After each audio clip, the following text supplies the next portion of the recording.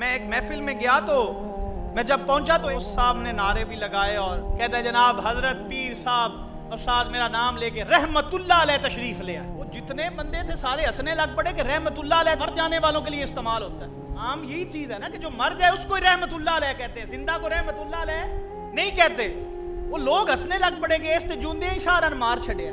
میں ممبر پہ بیٹھا تو میں نے لوگوں کو بتایا کہ بات سنیں, کوئی ایسی بات نہیں ہے, آپ زندہ کو بھی رحمت اللہ علیہ کہہ سکتے ہیں. بہتر ہے کہ آپ زندہ کو بھی رحمت کی دعا دے دیں. آپ پہلے عربی کو سمجھے تو صحیح کہ عربی ہے کیا, اس کا معنی کیا ہے. رحمت اللہ علیہ کہتے کسے ہیں؟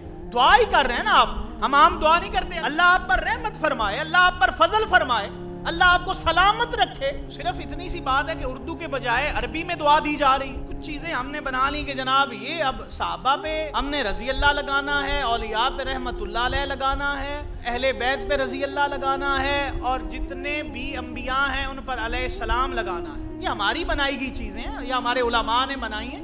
یہ کوئی فرائض میں سے نہیں ہے, یہ اصحاب رسول کے دور کی بات نہیں ہے, یا اصحاب نے کوئی ہم پر لگا دی کہ آپ ایسا ہی کریں, یا میرے نبی کے دور میں ہوا ہے. یہ ہماری بنائی گئی چیزیں ہیں.